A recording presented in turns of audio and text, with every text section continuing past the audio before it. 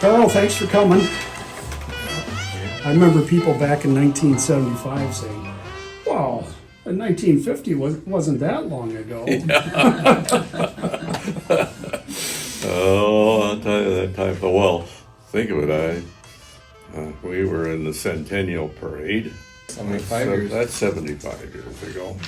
Not to be dating yourself, but how old were you in that parade?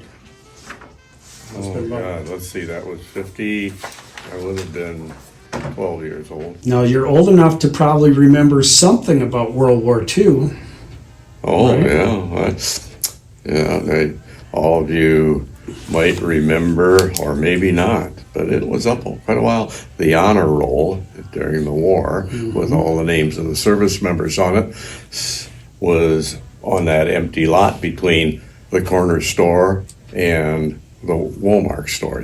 That lot's always been empty in there. So was that mounted on a fence, Karl, right between those two it buildings? It was a wood Yeah. fence. Yeah, and they had like 1x3s or something. They paint the name of the servicemen on that and tack it up on that wall. When you were a kid like that, what's your most, vivid memories from that time of downtown and your life? And Oh, probably when we were 12 to 15 years old, maybe 10 to 15 years old. Every Wednesday night the stores were open, and Saturday nights they were open. You remember there wasn't a parking spot available anywhere on Main Street. The Livery Hill was parked full. There were just cars all over the place. And all the farm kids come town, our schoolmates, and we'd get our bicycles out and play hide and seek on bicycles. We called it Yoler. And we were all over town. Oh, honest to God. Yeah. And, you can't remember Munt's barber shop. He had chairs on both walls, and they were full, waiting for a haircut. mm-hmm. And the women were wondering when the hell they were going to get home, because the groceries were already bought, and they were at the store, and they were waiting for the man to get his hair cut and probably a shave. They said a lot of things changed in the country after World War II. That before World War II, it was not uncommon to see horse-drawn equipment still being used, and No. and electricity wasn't on farms in a lot of cases, and after the war, that all changed. Oh, yeah, that was a boom period. Mm-hmm. Yeah. Do you think it was people? Of course, you were born towards the end of the Depression, somewhat, but it still was and the small towns were always slow to recover. Yep, they were. How did your folks do in the store at that time during the Depression? It was pretty tough going. Dad was a pretty good record keeper, and he'd keep a record of the customers and what they needed and what they bought. And hell, they were buying work shoes for $2.98. They were buying overalls for about a little over $1. And during the war, they were hard to come by, and he'd keep a list of those that pre-ordered, said, "I'm going to need them." And when they'd come, he'd take and wrap them all up in brown wrapping paper and put their name on it. So they all got what they wanted. But, things, were rationed. Mm-hmm. And so it was hard to come by merchandise, but even at the ridiculously low prices, other expenses weren't that much. And so most businessmen did fairly well during the war, Mm-hmm. because of the scarcity of getting things. People didn't,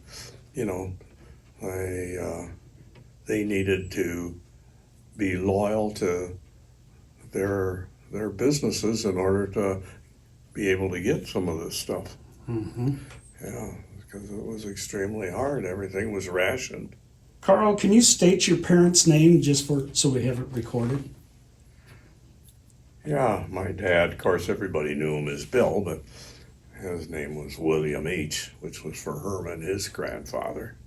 Okay. And that's the one that came to this country from Germany in the 18 60s, maybe late 50s. And my mother was a figgy.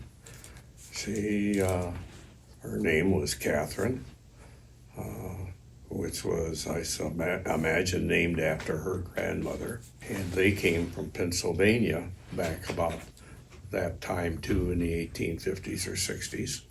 About that time, a lot of activities surrounded Festina and the old mission. So your grandfather or your great grandfather, what brought him was primarily farming to this area? No, he was a baker by trade. Baker, okay. His first shop was, where the local is now. You know, it was a Linderbaum building. It was a two-story building. He, about 1970 or 1870,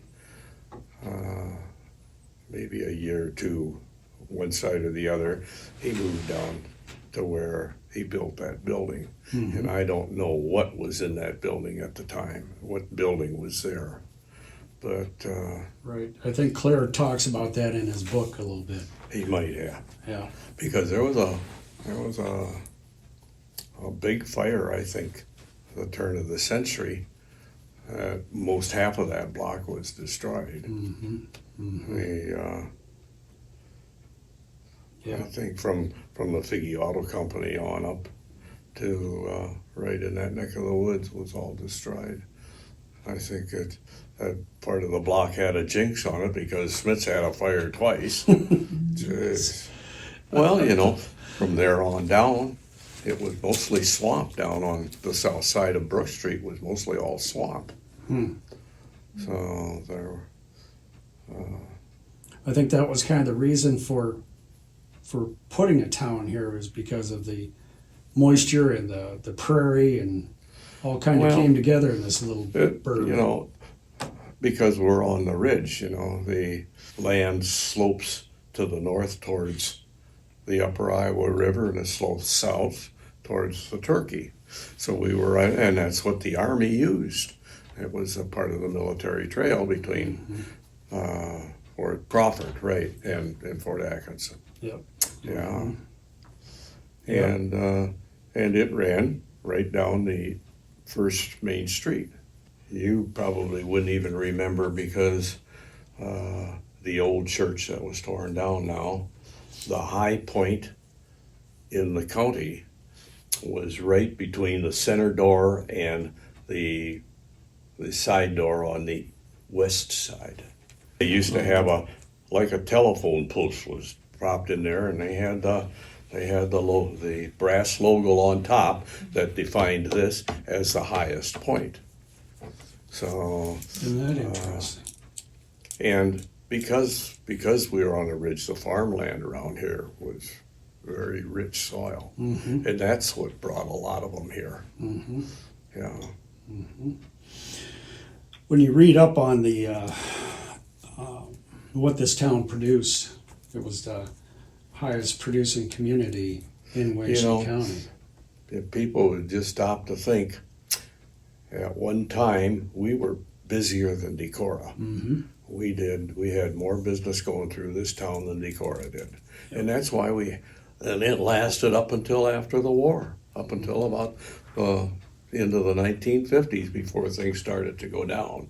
Because of the railroad, all the cattle had to be shipped out of all over Winnebago County, had come to Ossian. Yeah, that being a pretty large buying station evidently was the reason most of the livestock went through Ossian. Well, we kind of remember the stockyard that was up in that location there. Yeah. Yeah.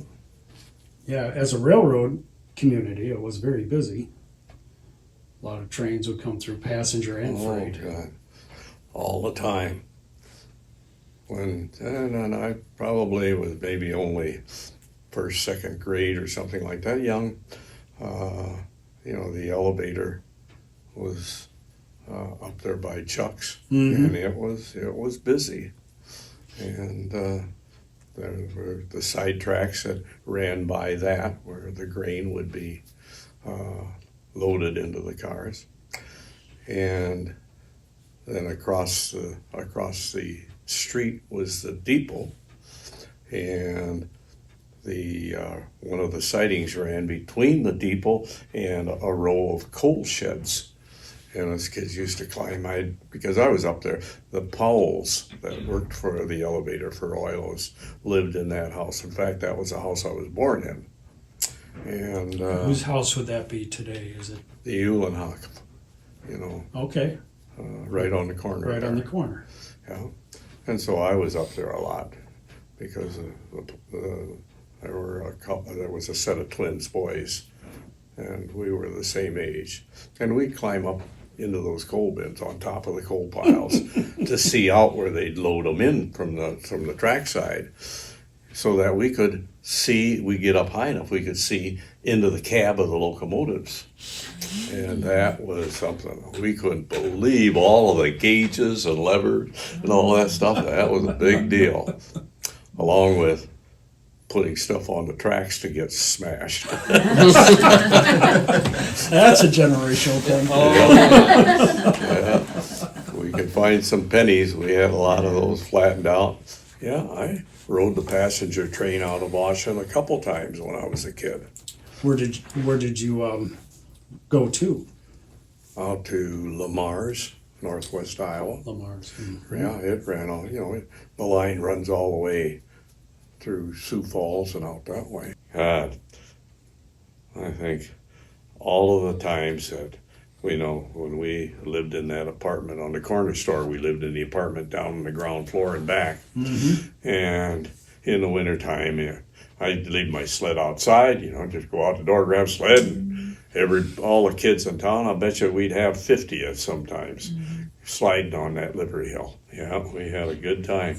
And I often thought, why the hell do they even bother plowing it anymore? It'd still be a good place for the kids I to sled. think so. Mike Meyer had told me that Nicandy's had a toboggan in the back. Oh, they did. That you could borrow that. Yeah, Otto had probably a 2x12 plank, maybe 12, 14 foot long, and he put runners under it like a bobsled. And that was all you could do to pull it back up the hill. You get a dozen kids sometimes on that thing, and everybody on their little sleds would then try to grab the back runners and turn it sideways. so we'd roll over. Oh, man. Yeah, every winter, we'd go over to Nicandy and ask Otto if we could have that sled. He'd always give it to us. Yeah, a lot of good times there. And then before the house at the bottom of the hill was built, there was a big drop-off there to that backyard of all of those lots there. And we'd fix a jump off there, get those sleds going. If it was really, really good icy conditions, we'd fly off of that sucker and go halfway down to the old sewer plant that was back down there. Oh, yeah. That's a long way. And then we tried to see ones that we could make the corner and go up the church hill there. We get about halfway up sometimes if it was really good going. So your father, when he got into the clothing store, or was it this clothing store at that time when he first started working?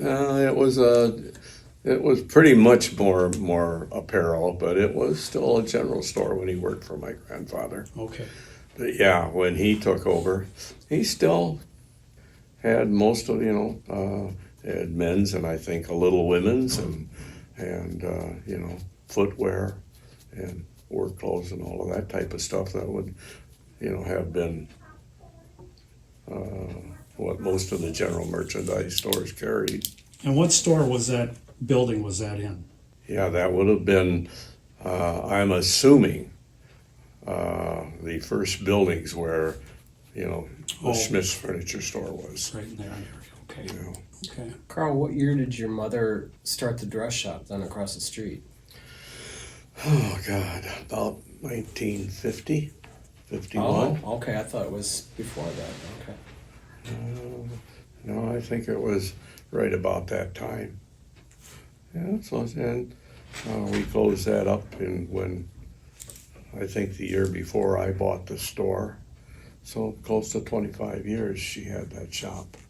Edeldorf had the hatchery that was at the bottom of the livery hill, and then after that got so old that he he moved up into that building for a little. Oh God, that hatchery was another piece of history. We were kids, and Now, are you referring to the one down the bottom of Liberty Hill? bottom Okay. of the Liberty Hill. Yeah, an old frame. Well, it was probably a horse barn at one time and converted into this, because that's why we called it the Liberty Hill, because that's where the livery was. And he had the incubators down on the main floor, and up above was just an attic, and that's where the egg or the chick boxes were built. We were kids. We got that was one of our first jobs. We got, I don't know what the hell we got. If we got 20 cents an hour, we were probably lucky. But the big part of it was that all of these incubators downstairs going, all fired up and hotter than you can't believe, and we were right above it with all of the straw that you'd put into these cardboard boxes. We'd build the cardboard boxes and glue them together, put the straw in them, and stack them up. And I'll tell you, and we probably didn't have a bigger opening where the light fixtures are here to get up to there. Climb a little wooden ladder to get up in there. And even we were little kids, you darn near bump your head on the rafters. And I often thought, oh man, if this place ever has a fire, we're done for. There's no way we're going to get out of here fast enough. But that was a job, and boy, I'll tell you, we appreciated getting a little money. Then it bought a few candy bars. Oilo had his photography business where Blooms on Main is now. Mm-hmm. And those pictures go back a long ways. Long ways. He had that photography business back in the early part of the 20th century, the 1900s. Mm-hmm. Yeah. Mm-hmm. Ossian had quite a reputation, didn't it, for lots of bars. And you want to touch on that? Any kind of stories or history on? Yeah, during Prohibition, during the 30s, wide open town. Yeah, and we did have, 1, 2, 3, 4, 5. We had probably a half a dozen places that sold beer and liquor. And the liquor, of course, was illegal. The sheriff was in town more often than he was probably any place else. Yeah, we had several bootleggers. My uncle was one of them. Yeah. Any other bootlegging stories? Did your dad ever pass anything to you? Yeah. When, this was a Sunday, he was in church and evidently had a car about like a Model A, if you remember what they looked like. Yeah. And parked, right where we park now on the street. And he came out of church, and the wheels on his car were yellow. And I don't have yellow wheels, but at that time they identified bootleggers with yellow car wheels, evidently. Oh. He was not happy.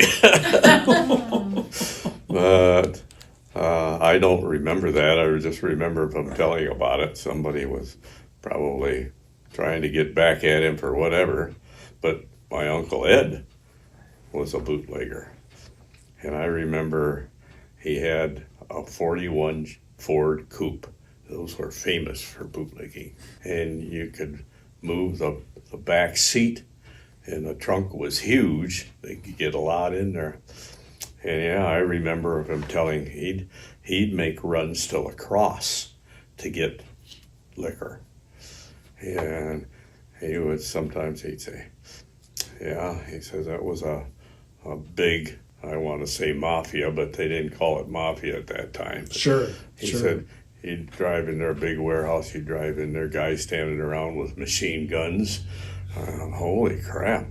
And he said one time the cops got wind of me, and they chased me almost all the way to Ossian, I think. And he wound up in the Ossian jail more than once. Yeah. Oh, Christ. Yeah, I remember my mother telling one time, you know, Dad was an alcoholic and he was a drinker, and he and Ed get into trouble and they both get thrown into the jail. Mother says, I have to go up and bail him out. Oh, I thought, what a family. They all had trapdoors under the bar, and they, you know, I don't know why the hell the sheriff even bothered to go out in the first place, because they knew it before he knew he was coming. And they spread the word around, and everybody dropped their whiskey down through the trapdoor into the basements. And yeah, they had quite a network going. What was your favorite time in town? Oh, the 1950s. Anybody that lived in the 1950s will not forget it. And you know, it hung over a little into the 60s, but you know, about 63, 4, the hippies got going good, and the start of the Vietnam War, and people were protesting that. But the 50s were a great time. Yeah. Ossian was booming, business was booming wherever you went. New cars, they were getting fancier and faster all the time. On Sundays, afternoons, or you know, other times, sometimes everybody that was fortunate enough to be able to afford an old car, like a 39 Chev or Ford or a 40 or whatever, up and down Main Street up to the Catholic Church, turn around and go back up to June's, where, you know, before they put the street through, turn around and come back and go back again, back and forth. And it'll load up everybody that happened to be on the street. Come on, let's go. Oh, yeah, we had a lot of fun. Karl, what year did you graduate? 55. 55. We had just gotten the new school built. I moved into the new school as a sophomore, and so I graduated out of the new one.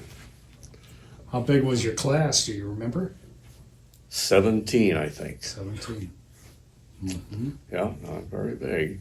And there was probably, out of the 17, it was probably pretty close to equally divided between boys and girls. But out of the half that were boys, 90% were hellraisers. Yeah, we had a good time. New Year's Eve, we always had a bunch. And man, I'll tell you, we roamed all over hell on New Year's Eve. I can remember of going to the Surf, going to Owine, going to Guttenberg. We drove all over hell to go dancing. It was crazy. Dancing was a big thing. Oh, hell. Every Thursday night was pay dance at Spillville, and on most Saturday nights was a wedding dance, and that was free, so that's when everybody went. Oh, my God, yeah. A lot of good times down at Spillville. Back when you were in high school at DeSales, was it DeSales at that time too? Yep. Okay. Did you guys have a prom? Oh, yeah. Tell me a little bit about your prom. Well, it was always in the gym. Mm-hmm. Before the new school was built, most of the activities were down at the Opera House, you know, the old KC Hall, or whatever you want to call it now, the Pentecostal church or something. It's been through a lot of things. Yeah. But yeah, we always they played basketball. Both schools played basketball there. The public school didn't have a gym yet until right after the war. I think they built that gym. But yeah, and then we had our plays down there. So that was kind of neat. If you were lucky enough to get into the play, you got out of school to go down to the KC Hall, do a little rehearsing when you got close to the end. But otherwise, they were all in the school, and that's where our proms were. We'd go out to the Maid-Rite Cooks out on the corner, and you go out there and have them made, right? That was our extent of getting around. But some of them didn't have those restrictions. I did. Yeah. And Maid-Rights would have been out here by the Cooks Yeah. out there out on the corner there where across from Riley's now, and Livestock transport. and wasn't it? and the diesel shop. Yeah, because at that time, didn't have the T intersection. Yeah, right, just right where it was on like- around and we'd see how fast we could go coming around that corner too. When did you meet Toots then? Oh God! Well, where else but Arts Roller Rink? Yeah,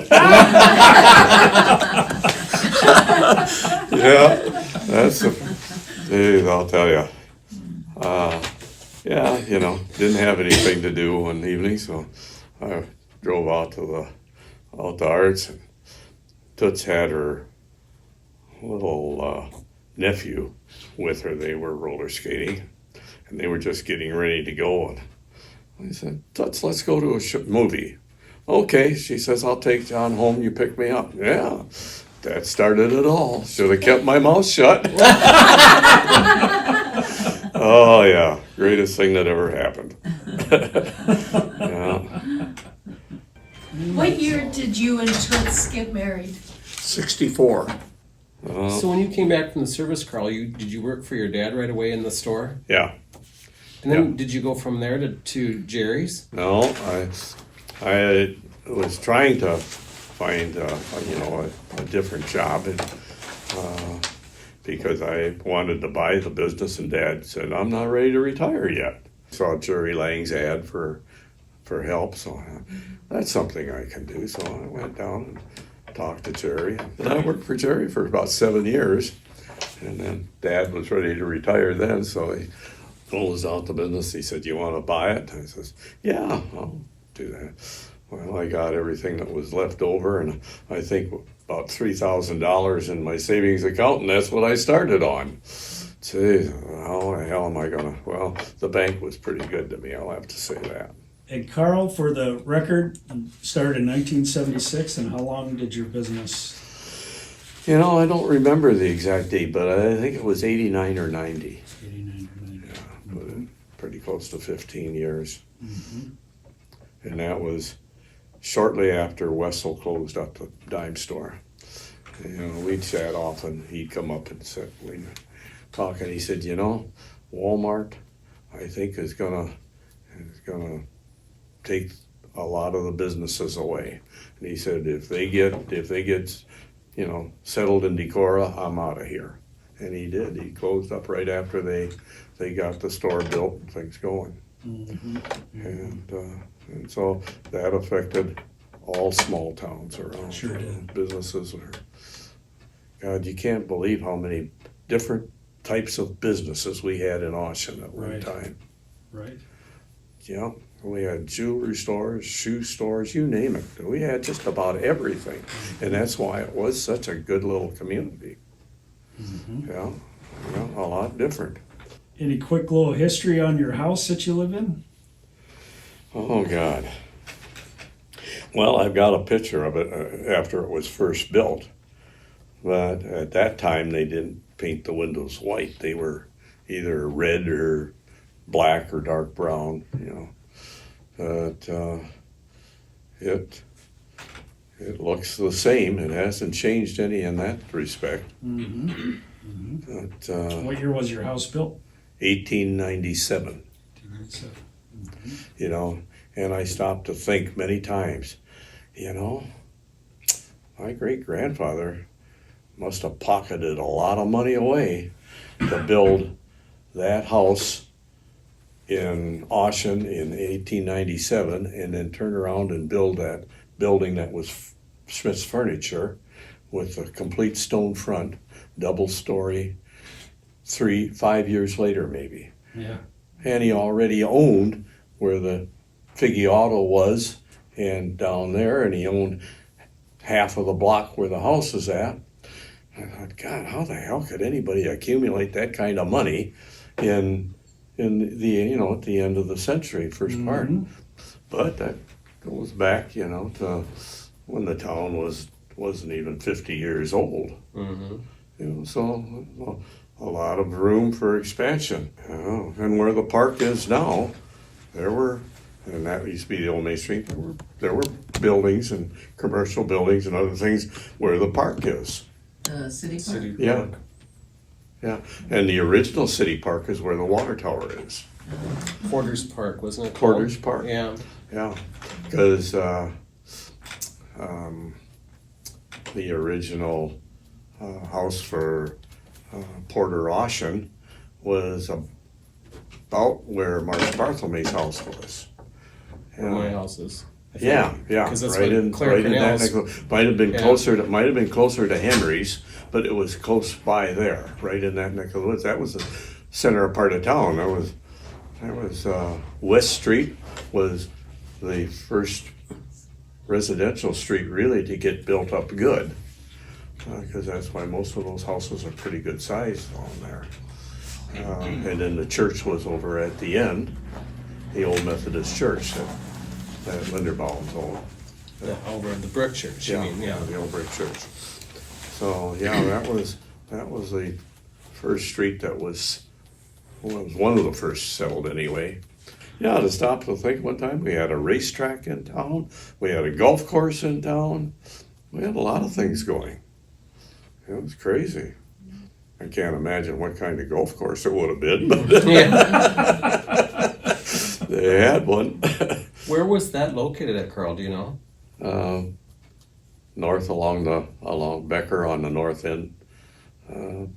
Probably just where Tom Bushman's house is and further. You have any advice or anything you'd want to say to future generations that may see this? And They'll be surprised. You know, it's too bad that there aren't any more history books around and the ones that you and the gang put together for the last celebration, because people don't have access to that history anymore and they don't know anything about it. So it's a good idea to do this. Sometimes it's fun to think back of what good times we had. That's the thing. If they weren't good times, we'd probably have forgotten. right, Right. Yeah. definitely a much more carefree time. Sure was. Sure was. You know.